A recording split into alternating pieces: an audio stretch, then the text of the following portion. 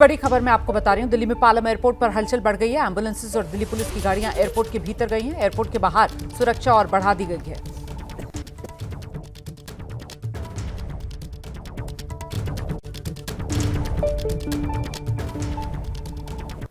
तो इस वक्त की बड़ी खबर आपको बता दें, हलचल बढ़ती हुई पालम एयरपोर्ट के सामने आप देख रहे हैं, ये तस्वीरें भी आ रही हैं।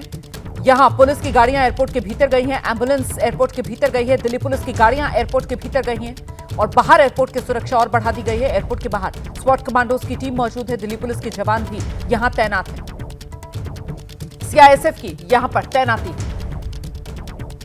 तो इस वक्त की बड़ी खबर, पालम टेक्निकल एरिया का जो मेन गेट है वो खुला है और एम्बुलेंसेस से लेकर दिल्ली पुलिस की गाड़ियों से लेकर इस वक्त पुलिस की गाड़ियां यहां भीतर गई हैं। सीधे आपको लेकर चलेंगे, हमारे साथ हमारे सहयोगी मनोज वर्मा इस वक्त मौजूद है। जरा जानते हैं मनोज वर्मा से कुछ जानकारी मिल पा रही है। मनोज, कितना वक्त और लगेगा? क्या विशेष विमान लैंड करने वाला है या लैंड कर चुका है?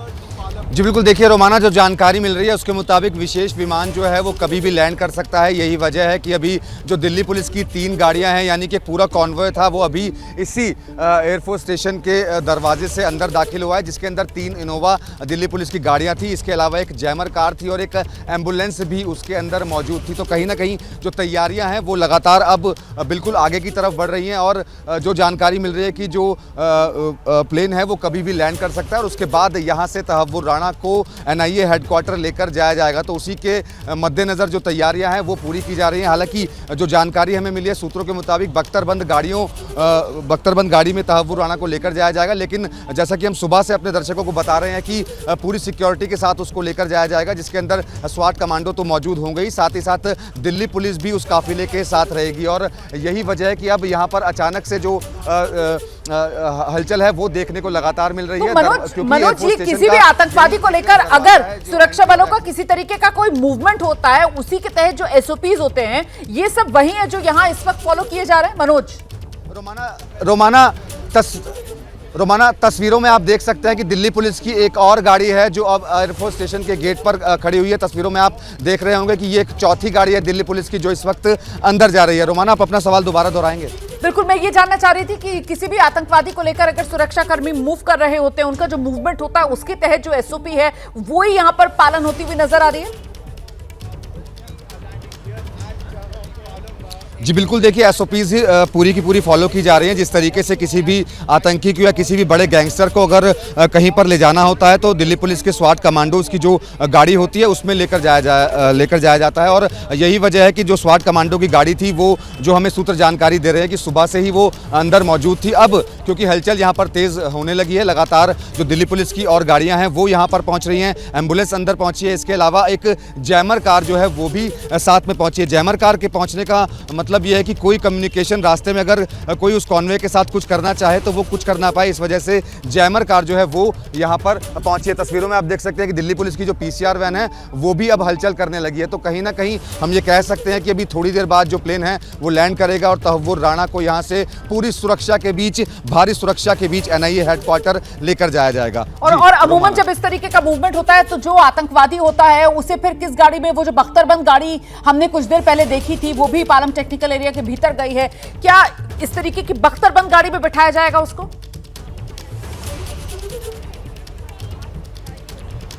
बिल्कुल, देखिए रोमाना, आपको बताना चाहूँगा कि प्लान का भी डिस्कस नहीं किया जाता क्योंकि एजेंसीज है, एजेंसीज हमेशा प्लान ए, प्लान बी और प्लान सी तैयार करती हैं।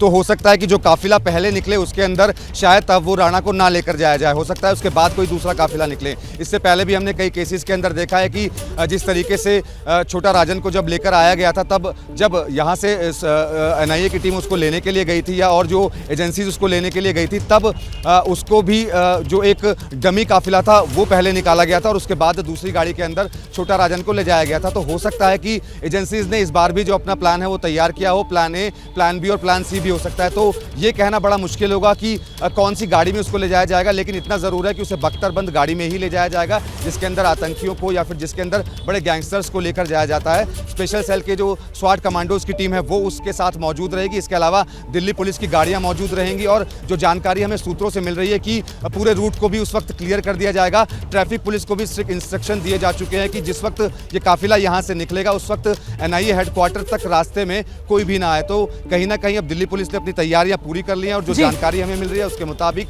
कभी भी जो प्लेन है वो यहाँ पर लैंड कर सकता है। लैंड करने के बाद तहव्वुर राणा की गिरफ्तारी की जाएगी और उसके बाद एनआईए हेडक्वार्टर उसको लेकर जाया जाएगा। बिल्कुल रहिए मेरे साथ, जल्दी से हम दर्शकों को एनआईए हेडक्वार्टर लेकर चलेंगे। नीरज राजपूत इस वक्त हमारे साथ मौजूद हैं। नीरज, जिस तरीके से अभी मनोज बता रहे हैं कि हलचल वहां पर बढ़ गई है और किसी भी वक्त वो विशेष विमान जो है लैंड कर सकता है, जिसमें बिठाकर एनआईए के अधिकारी लेकर आ रहे हैं तहव्वुर राणा को अमेरिका से भारत। यहां एनआईए मुख्यालय के बाहर भी आप देख रहे हैं कि अरेंजमेंट्स जो हैं वो आखिरी वक्त पर जो और मुस्तैदी होती है वो नजर आने लगी है क्या? क्योंकि मेट्रो के गेट तो पहले ही यहां पर बंद कर दिए गए थे जो इस तरफ खुलते हैं, और साथ ही ट्रैफिक जो है वो भी पूरी तरीके से कम यहां पर कर दिया गया। इसको लेकर क्या अपडेट मिल रहा है?